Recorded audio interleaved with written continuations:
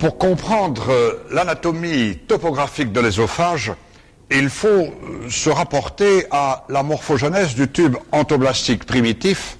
dont, à la face ventrale, voici le bourgeon trachéobronchique qui va venir induire le mésenchyme pour la constitution des poumons. Ce tube entoblastique va alors descendre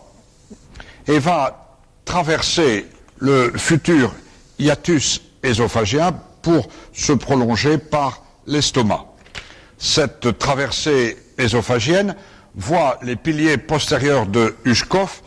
s'arranger autour de l'œsophage pour y constituer les classiques muscles de Rouget et de Juvara. Ainsi va s'expliquer le trajet de la 10e paire des nerfs crâniens droite et gauche sur les bords correspondants de l'œsophage, et à partir de la rotation horaire que va effectuer le tube entoblastique sous-diaphragmatique, amenant l'estomac vers la droite et amenant la masse l'estomac vers la gauche et la masse hépatique vers la droite,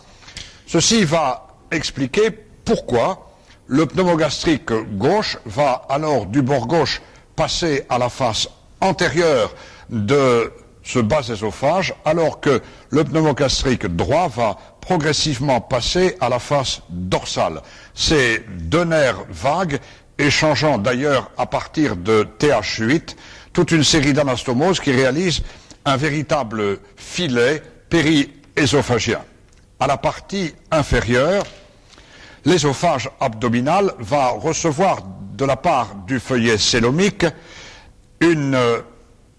séreuse péritonéale, alors que à la partie thoracique, le célome va se condenser autour des poumons et du cœur, formant qui la plèvre et qui le péricarde, et il ne reste alors pour l'œsophage qu'un fascia péri-œsophagien décrit par Montero, mais il n'y a pas de séreuse. Sur une vue latérale gauche, dont voilà la portion crâniale et la face ventrale du rachis, puis de l'entrée thoracique avec l'arc de la première côte fortement oblique vers le bas et vers l'avant, la convexité rachidienne dorsale,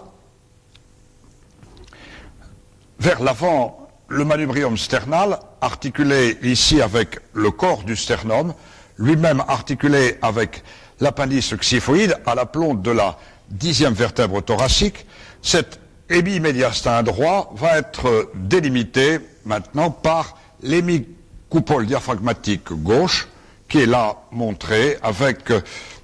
le rappel de la portion centrale du miroir diaphragmatique de von Helmont. À la partie haute, c'est en regard de la 5e vertèbre cervicale que va commencer l'œsophage cervical, situé là derrière le cartilage cricoïde, lequel va se prolonger vers le bas par l'axe ventilatoire marqué par la trachée qui va, pénétrant dans le médiastin, venir se bifurquer à l'aplomb de la 4e vertèbre thoracique. En arrière de cet ensemble va donc apparaître le tractus digestif, l'œsophage qui est rattaché sur toute sa hauteur à la face postérieure de la trachée et qui va débuter par les muscles qui constituent la bouche de Killian, le faisceau transversal du constricteur inférieur du pharynx. Voici les fibres longitudinales qui portent quelquefois là le nom de cravate de Suisse, puis l'œsophage va constituer la corde de l'arc rachidien dorso-convexe.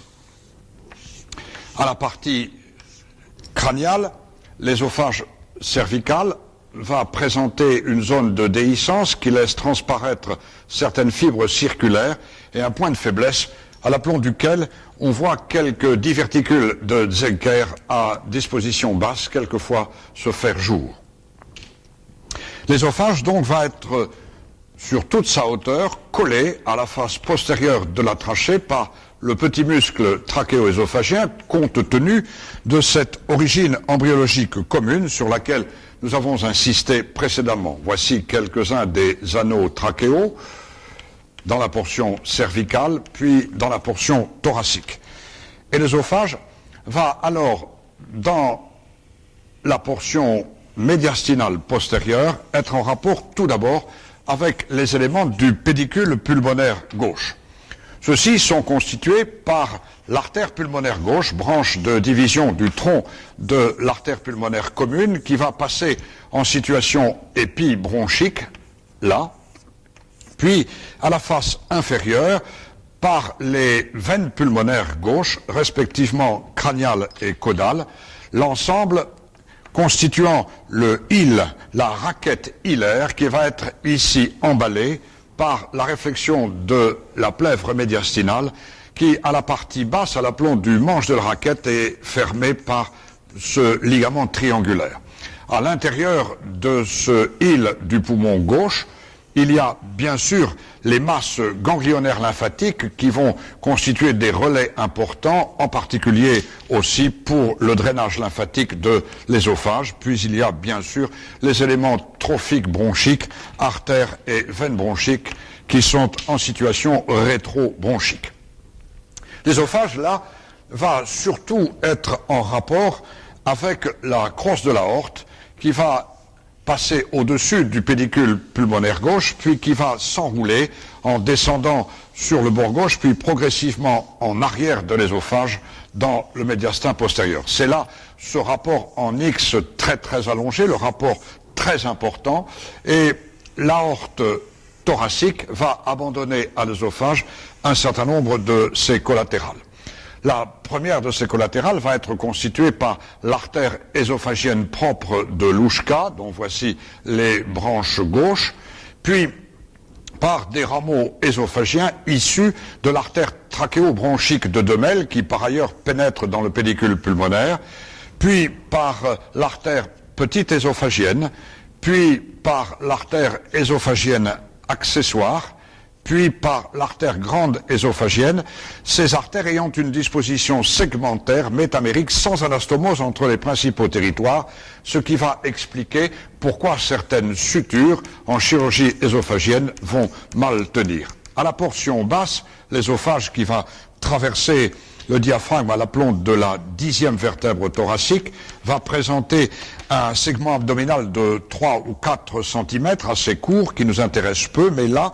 les vaisseaux issus de l'artère gastrique gauche vont remonter à partir donc de l'abdomen pour vasculariser le bas œsophage. Pour ce qui est de la portion cervicale de l'œsophage, celle-ci va être vascularisée par des vaisseaux issus de l'artère subclavière gauche que nous pouvons ici montrer après son origine de la crosse aortique, au moment où elle surcroise la première côte, et c'est avec la thyroïde, dont voilà le lobe latéral et l'isthme médian, en regard du deuxième anneau cartilagineux trachéal, la thyroïde qui va contenir ici la parathyroïde à sa partie postérieure, c'est l'artère thyroïdienne inférieure, donc branche collatérale de l'artère subclavière, qui, en remontant ici vasculariser la thyroïde, va prendre en charge la portion cervicale de l'œsophage. Nous allons également rappeler à la portion crâniale l'existence de l'espace rétroviscéral de Charpy, espace qui va ensuite plonger dans le médiastin postérieur et qui va expliquer pourquoi certains pneumomédiastins, pourquoi certains pyomédiastins vont ainsi fuser dans cet espace limité latéralement par les cloisons latérales de Charpy sur lesquelles nous reviendrons. La deuxième branche, visible ici du côté gauche, issue de la crosse aortique, est représentée par l'artère carotide commune gauche. Celle-ci va monter dans le paquet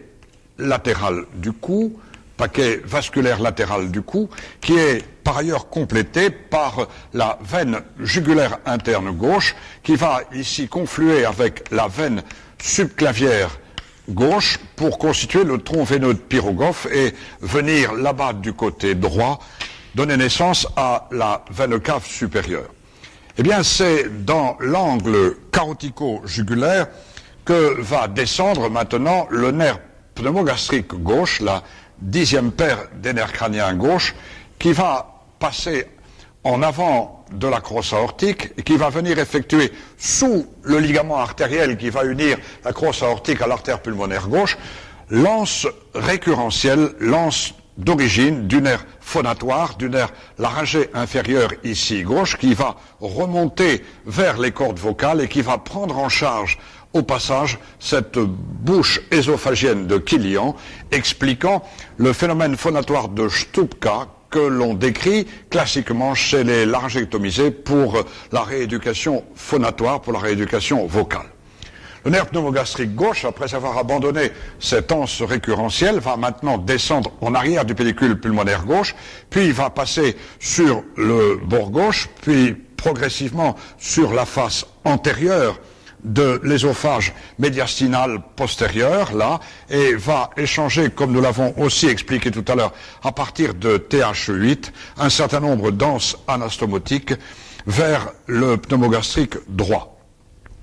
Dans cette région latéro-ésophagienne existent bien sûr les relais ganglionnaires lymphatiques paraviscéraux qui vont se drainer d'abord dans les ganglions hilaires, qui vont ensuite se drainer à l'aplomb de la bifurcation pulmonaire, qui vont se drainer dans ce ganglion décrit par Engel, qui est satellite de la crosse de l'aorte.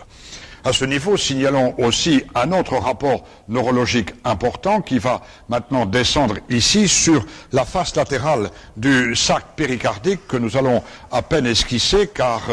c'est un rapport lointain de l'ésophage, posé qu'il est sur l'hémicoupole diaphragmatique. Il s'agit bien sûr du nerf phrénique, du nerf diaphragmatique gauche avec ses principales branches terminales, accompagné qu'il va être par les éléments vasculaires phrénique gauche, branche collatérale de l'artère thoracique interne, elle-même branche collatérale de la subclavière, mais nous sommes loin là de l'ésophage. Dans la partie dorsale, contre le rachis, derrière l'ésophage, derrière l'aorte, vont se trouver divers éléments qui, tout d'abord, sont des éléments pariétaux veineux. Nous allons remettre en place ici les vertèbres thoraciques, la 3e, la 4e, 5e, 6e, 7e, 8e, 9e et 10e vertèbres thoraciques, pour montrer que les veines intercostales postérieures vont se drainer dans le système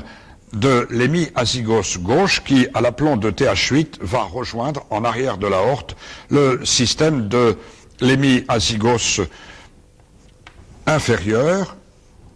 gauche, puis rejoindre la grande azygos du côté droit. Les 3 premières veines intercostales postérieures vont se drainer classiquement dans le tronc cervico-intercostal, mais peuvent quelquefois aussi, cela fait partie des nombreuses variations que l'on rencontre au niveau du système veineux, se drainer dans ce système de l'hémiazygos gauche.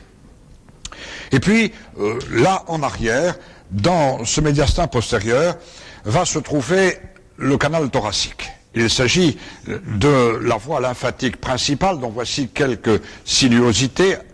Ce canal qui est moliniforme, qui quelquefois est dédoublé, qui va monter sur la face antérieure du rachis, en arrière de l'aorte, et qui, arrivé pratiquement en TH2, va maintenant effectuer une crosse qui va le faire passer vers l'avant, le faire passer au-dessus de l'artère subclavière gauche et venir se jeter dans cette boucle de Mascagni à l'aplomb du confluent jugulo-sous-clavier gauche. C'est là un rapport très très important qui explique pourquoi certaines équipes chirurgicales préfèrent dans la portion haute aborder l'ésophage du côté droit pour éviter ce canal lymphatique qui est très friable, qui est très fragile et dont les plaies vont être à l'origine de chylothorax qui sont une complication sévère de ce type de chirurgie. Enfin, Les veines, bien sûr, ésophagiennes, vont suivre les artères, elles vont se drainer dans le système azygos avec cette même disposition segmentaire que celle évoquée tout à l'heure. Et puis, le système orthosympathique de la chaîne latérovertébrale, qui est marquée là-bas tout en haut par le ganglion stellaire, par le ganglion étoilé, puis qui va descendre avec ce caténaire qui est émaillé à chaque étage métamérique par un renflement ganglionné, renflement à partir desquels, à partir du 6e renflement, vont se détacher le grand nerf splanchnique, puis le petit ou le moyen splanchnique, et qui vont ensuite plonger dans les piliers postérieurs du diaphragme. Eh bien, c'est à partir de cette chaîne orthosympathique latérovertébrale et de ses branches à destinée splanchnique que nous allons également voir se détacher des filets nerveux orthosympathiques destinés à l'innervation de la paroi propre de l'ésophage.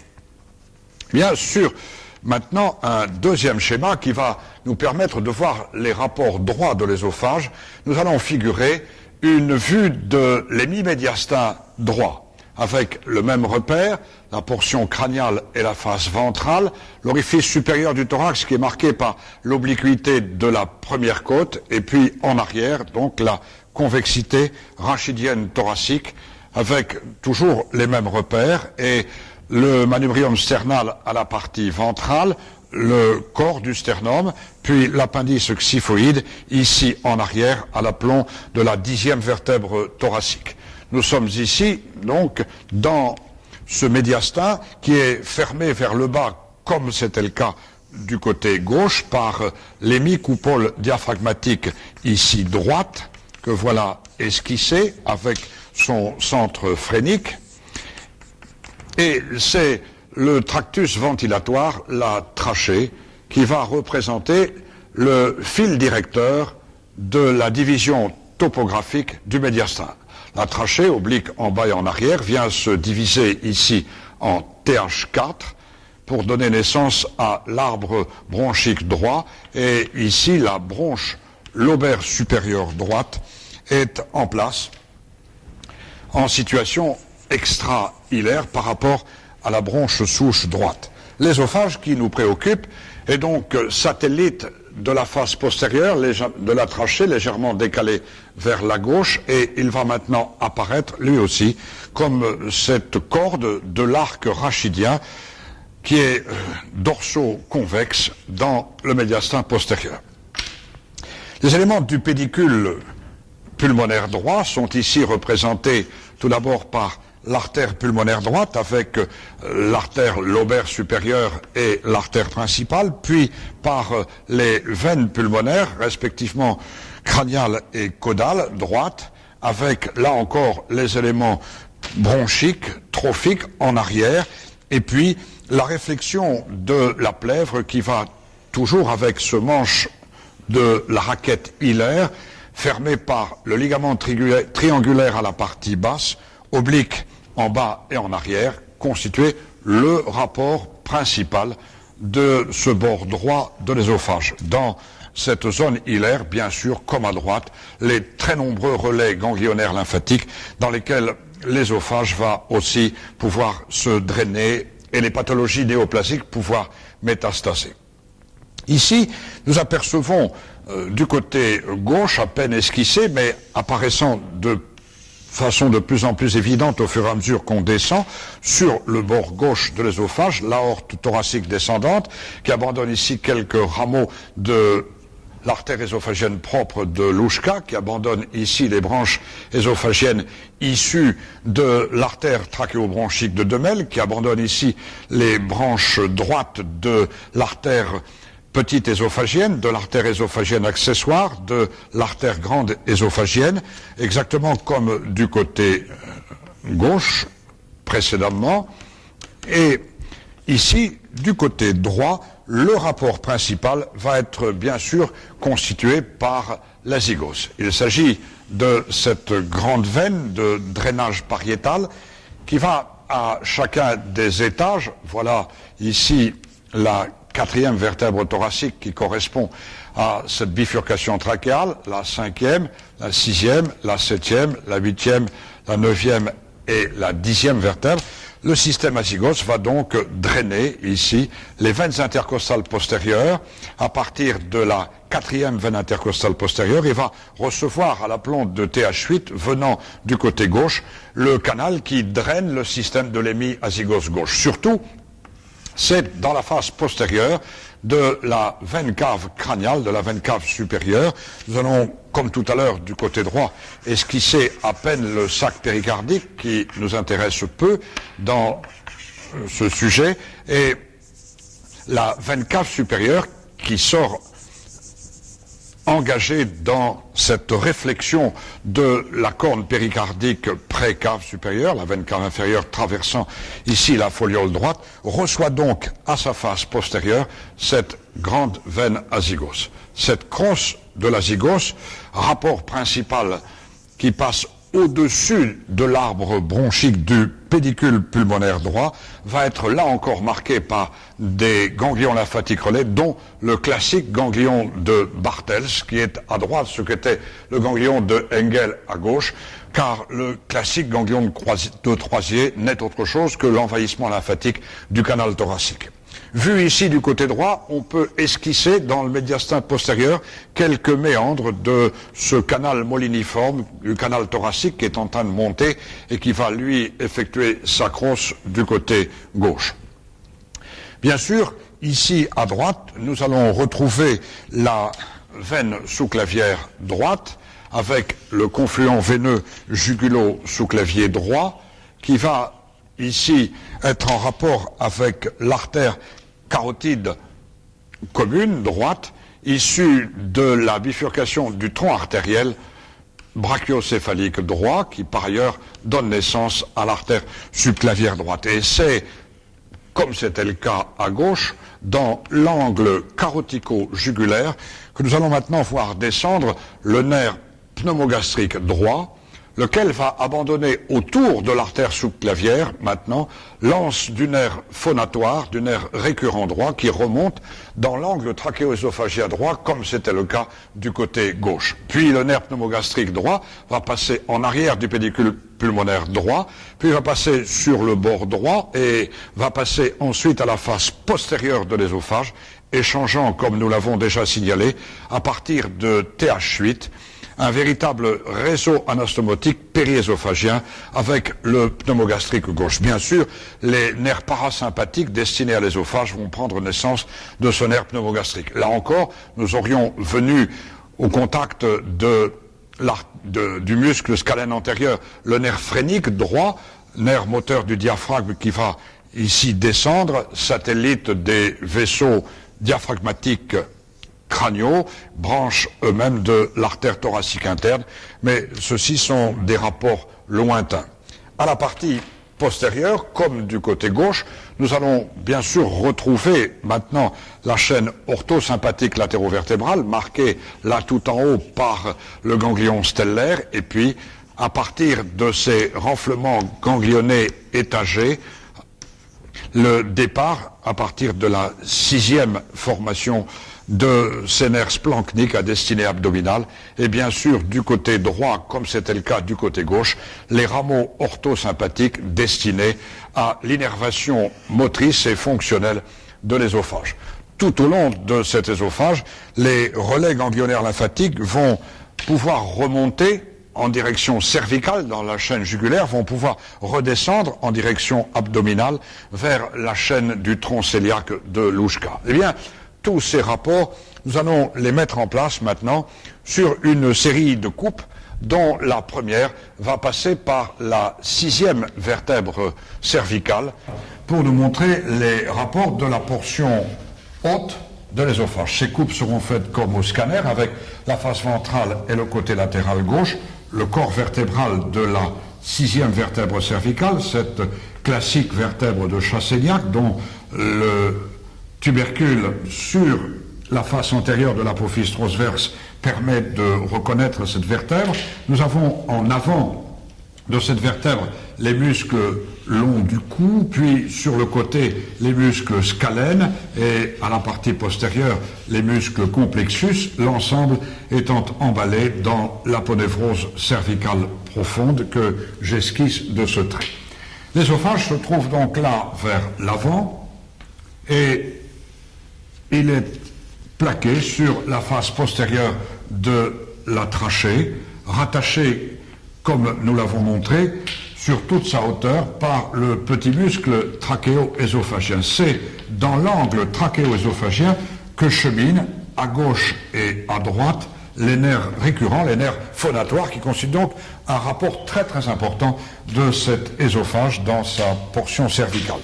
Un peu plus en avant, nous allons maintenant esquisser le lobe latéral droit de la thyroïde avec l'isthme médian. Dans ce paquet viscéral périthyroïdien va apparaître la parathyroïde inférieure droite et l'empreinte latérale du paquet vasculaire.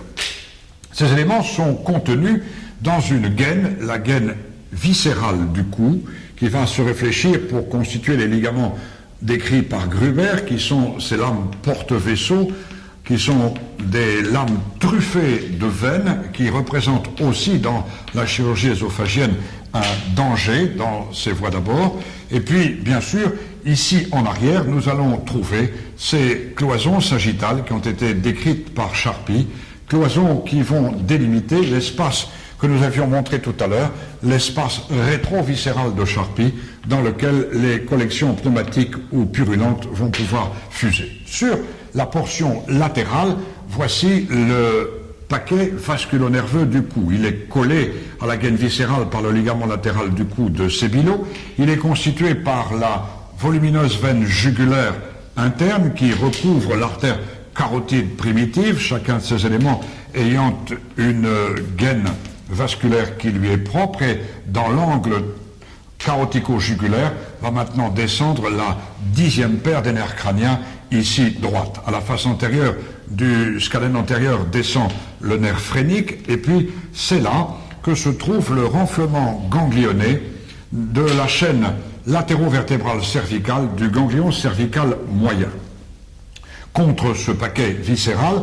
cheminent les ganglions lymphatiques de la chaîne latéro-cervicale, et nous allons pouvoir maintenant montrer l'arrivée de l'artère thyroïdienne inférieure destinée à la glande thyroïde et à la parathyroïde, destinée à la trachée et destinée ici à l'œsophage. L'artère thyroïdienne inférieure avec l'artère carotide commune en avant et avec maintenant l'artère vertébrale dans le canal transversaire constituant la classique superposition de Chassaignac, et c'est autour de cette artère thyroïdienne inférieure que le système orthosympathique va dessiner l'anse splanchnique de Drobnik. Bien sûr, par ces ailerons latéraux des cloisons de Charpy, les éléments à destinée viscérale d'origine orthosympathique vont gagner l'œsophage. Donc, voilà ces rapports importants dans la portion cervicale du tractus digestif. Si nous passons maintenant à l'entrée dans le médiastin, à la plante de la deuxième vertèbre thoracique, sur une coupe horizontale avec toujours la même orientation, donc voilà la face ventrale et ici en arrière la deuxième vertèbre avec de chaque côté l'articulation avec les arcs costaux, là-bas vers l'avant, la section du manubrium sternal. Nous sommes ici avec le côté gauche, toujours comme au scanner, et l'œsophage se trouve en situation prévertébrale, légèrement décalé vers la gauche, plaqué toujours sur la face postérieure de l'arbre respiratoire, de la trachée, et toujours rattaché à la trachée par le petit muscle trachéo-œsophagien, cette origine embryologique commune et ses rapports intimes expliquant les fistules trachéo-œsophagiennes qui sont fréquentes. Vers l'avant, l'élément le plus superficiel est un élément veineux qui va être constitué par la confluence de la veine subclavière gauche avec la veine jugulaire gauche pour constituer le confluent veineux de Pyrographe qui, rejoignant le confluent jugulo-sous-clavier droit, va maintenant donner naissance juste en dessous à l'origine de la veine cave supérieure. Dans ce confluent, nous pourrions esquisser, vu par le dessous, l'abouchement des plexus veineux thyroïdiens isthmiques médians. Les artères, pour leur part, vont se répartir de la façon suivante. À gauche, donc, l'artère subclavière, gauche, qui va passer en arrière du muscle scalène antérieur, qui est là, et l'artère carotide commune gauche. Cette artère carotide commune, avec la jugulaire, délimite l'espace marqué par le pneumogastrique gauche, et ici, le nerf récurrent gauche va se trouver dans l'angle trachéo-œsophagien. Il prend naissance beaucoup plus bas au niveau de la crosse aortique, au niveau du canal artériel. Nous allons ici mettre en place le rapport qui avait été signalé tout à l'heure du côté gauche comme étant le danger vasculaire essentiel, à savoir l'ampoule de Mascagni et la crosse du canal thoracique. Voici cette ampoule et puis ce trajet moliniforme du canal qui a quitté l'espace prérachidien, qui va passer au-dessus de l'artère subclavière et qui va maintenant s'aboucher dans le confluent veineux. C'est là aussi un rapport très très important de l'ésophage, et les chaînes ganglionnaires latéraux viscérales, ésophagiennes et trachéales, sont aussi marquées par ces ganglions. Ici, nous sommes à l'aplomb du dôme pleural gauche. Voilà la section de la plèvre esquissée, à toute fin de pouvoir y mettre là en arrière le ganglion stellaire, le volumineux ganglion étoilé, qui va maintenant abandonner autour de l'artère subclavière gauche, ici, l'anse classique de Vieux-Sens, qui va également abandonner ici quelques branches à destinée viscérale, et nous allons retrouver ici en arrière les éléments pariétaux postérieurs, comme les veines intercostales postérieures. Du côté droit, la disposition est voisine. Nous allons avoir, bien sûr, l'artère carotide commune droite, qui va avec la bifurcation du tronc artériel brachiocéphalique, montrer là l'artère subclavière droite, et c'est dans l'angle carotico-jugulaire droit que descend le nerf pneumogastrique droit, mais c'est autour de cette artère subclavière que ce dernier va abandonner l'anse du nerf phonatoire qui vient maintenant se placer dans l'angle trachéo-œsophagien postérieur. Bien sûr, à droite comme à gauche, voici la section de la plèvre avec cette fossette sus et rétropleurale de Sébillot, dans laquelle à droite comme à gauche se trouve le ganglion étoilé, et ce ganglion étoilé va lui aussi abandonner autour de l'artère subclavière droite l'anse végétative décrite par Vieux-Sens avec les branches efférentes qui sont là. Voici l'espace marqué par ces croix que nous avions montré tout à l'heure, qui est le médiastin postérieur dans sa partie la plus crâniale et qui va communiquer avec l'espace rétroviscéral cervical. Les ganglions lymphatiques latéraux trachéo-ésophagiens vont commencer à truffer cet espace médiastinal, les ganglions pré-trachéo également, et à la partie toute ventrale à distance, nous intéressons moins, voilà le reliquat tibique, et puis il y aurait bien sûr l'artère thoracique interne, sans oublier le nerf phrénique droit et nerf phrénique gauche qui vont surcroiser les éléments veineux comme nous les avions montrés tout à l'heure. Nous allons maintenant aborder les rapports de l'ésophage à l'étage de la 5e vertèbre thoracique, en dessous de la bifurcation trachéale. Repères qui sont toujours les mêmes comme au scanner, face ventrale et côté latéral gauche. Donc voici en arrière le corps de la 5e vertèbre thoracique, les limites pariétales latérales sur lesquelles nous irons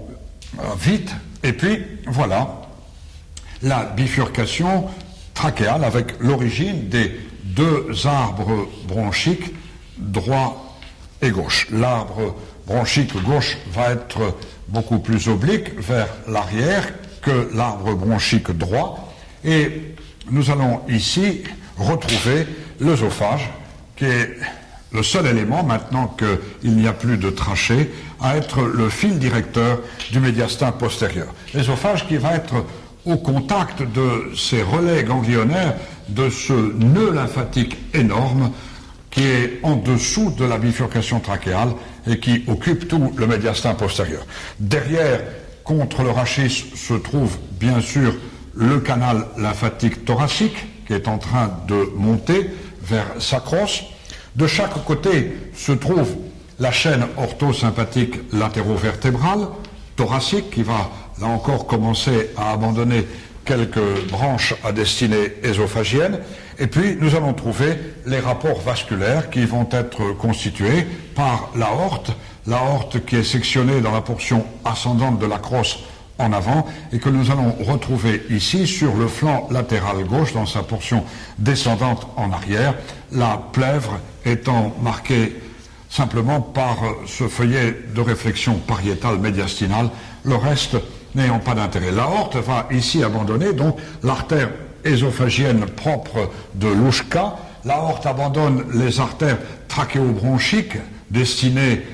à la trophicité de l'appareil ventilatoire décrite par Demel, et là encore ces artères vont abandonner des rameaux nourriciers à l'ésophage par sa face latérale et par sa face ventrale. Au contraire, plus en avant, nous allons retrouver la bifurcation de l'artère pulmonaire, tronc de l'artère pulmonaire qui est dans ce plan avec ses deux branches, l'artère pulmonaire gauche qui va passer au-dessus de l'arbre bronchique, l'artère pulmonaire droit qui va passer en dessous et en avant de l'arbre bronchique. Voilà simulé sa tranche de section. Et puis ici, du côté le plus latéral droit, la section de la veine cave supérieure. Ces éléments sont bien sûr emballés à l'intérieur des cornes péricardiques de Haller, pré-aortico-pulmonaire et de la corne pré-cave. Le système azygos postérieur de l'hémiazygos ou des veines qui peuvent quelquefois se drainer là dans le tronc cervico-intercostal postérieur, et nous nous retrouvons à droite comme à gauche avec la réflexion de la plèvre médiastinale pariétale. Voilà ici l'espace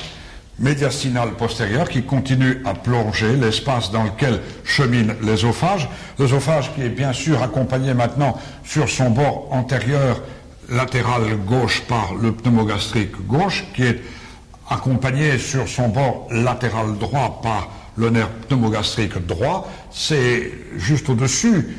sous la crosse aortique, que le pneumogastrique gauche va abandonner l'anse phonatoire, et bien sûr ce nerf pneumogastrique va y abandonner à l'ésophage des branches de trophicité parasympathique. Voilà les rapports de l'ésophage arrivés dans la portion moyenne du médiastin, et nous allons maintenant voir comment, arrivé en TH8, cet ésophage va se glisser à la face postérieure du cœur. Eh bien, l'ésophage va en effet descendre dans ce médiastin postérieur caudal, plaqué entre les quatre veines pulmonaires à la face postérieure du cul-de-sac péricardique, du grand cul-de-sac de Haller, dans ce qu'il est classique d'appeler, dans l'espace clair rétrocardiaque, le sinus de Kate, et c'est ce que nous allons voir en mettant maintenant en place une coupe horizontale passant par la 8e vertèbre thoracique, coupe dont voilà la face ventrale et coupe sur laquelle nous représenterons essentiellement le médiastin postérieur. Voici le côté latéral gauche et l'ésophage, donc, qui, à cet endroit, est accompagné maintenant par le nerf pneumogastrique gauche qui est à sa face ventrale, le nerf pneumogastrique droit qui est à sa face dorsale, ces deux nerfs, nous l'avons vu, échangeant entre eux de nombreuses anastomoses, abandonnant bien sûr des filets trophiques à l'ésophage, et l'ésophage est en rapport en arrière avec le canal thoracique qui monte sur la face médiane du rachis. L'aorte thoracique descendante est venue se plaquer sur le bord gauche, puis progressivement sur la face postérieure de l'ésophage avec ce trajet en X très allongé, alors qu'à droite, c'est la veine grande azygos, veine qui va recevoir le canal anastomotique qui draine le système des hémiazygos gauche, qui est passé en arrière de ce canal thoracique, tout comme est passé en arrière le système des artères intercostales postérieures. Nous sommes ici avec l'artère ésophagienne accessoire, ou l'une des branches les plus crâniales de l'artère grande ésophagienne, et puis le drainage veineux des veines ésophagiennes dans le système azygos. La chaîne orthosympathique latérovertébrale, avec son renflement ganglionné qui va aussi abandonner des branches à destinée pariétale, viscérale et artérielle. Et vers l'avant, donc, nous sommes à l'aplomb du île pulmonaire avec l'émergence de ce île des veines pulmonaires caudales, droite et gauche, qui s'abouchent là dans la face postérieure de l'atrium gauche. Le cœur est à ce niveau emballé par le sac péricardique que j'esquisse maintenant, qui dessine là en arrière le grand cul-de-sac postérieur de Haller, et c'est directement au contact de cette face postérieure que se trouve l'ésophage. La plèvre médiastinale va donc maintenant glisser entre l'azygos et l'ésophage du côté droit, va donc glisser entre l'aorte et l'ésophage du côté gauche, cette plèvre pouvant envoyer même en avant de l'ésophage quelquefois un petit diverticule pleural. Nous sommes ici à la partie haute de la raquette hilaire, le début de ce ligament triangulaire, et c'est là qu'entre ces cul-de-sac inter-azygo-ésophagiens, inter-aortico-ésophagiens va se trouver tendu le classique ligament de Morozov qui isole ainsi complètement l'ésophage médiastinal. Bien sûr, les ganglions lymphatiques qui sont là sur les faces latérales de l'ésophage vont se drainer directement dans les ganglions hilaires, comme nous l'avions signalé tout à l'heure, et ici donc l'ésophage se trouve directement au contact de ce cul-de-sac péricardique postérieur. Un tout petit peu plus bas, l'ésophage va maintenant plonger à l'aplomb de TH10 dans l'espace inframédiastinal postérieur décrit par Paturey, et là va traverser la coupole diaphragmatique. C'est ce que nous allons montrer sur la dernière coupe destinée à illustrer ces rapports de l'ésophage, avec l'ésophage qui vient de traverser cet hiatus ésophagien et qui se prolonge du côté abdominal par l'estomac. Voilà la paroi ésophagienne, la zone subcardiale en quelque sorte. Le diaphragme qui arrive ici de chaque côté et qui va tisser autour du hiatus ésophagien les muscles de Rouchet et de Juvara, les coupoles diaphragmatiques permettant du côté abdominal d'esquisser la face dorsale de la masse hépatique dans laquelle la portion la plus crâniale de la veine cave crâniale reçoit les veines sus-hépatiques. Eh bien, nous sommes ici avec en avant, là, de cet axe rachidien, en arrière de l'ésophage, l'aorte dans sa portion la plus basse, l'aorte qui va être entourée par le fascia péri-aortique de Virchow et l'aorte qui va s'engager dans cet anneau fibreux péri-aortique. Elle est accompagnée bien sûr en arrière, en situation pré-rachidienne, par le canal thoracique.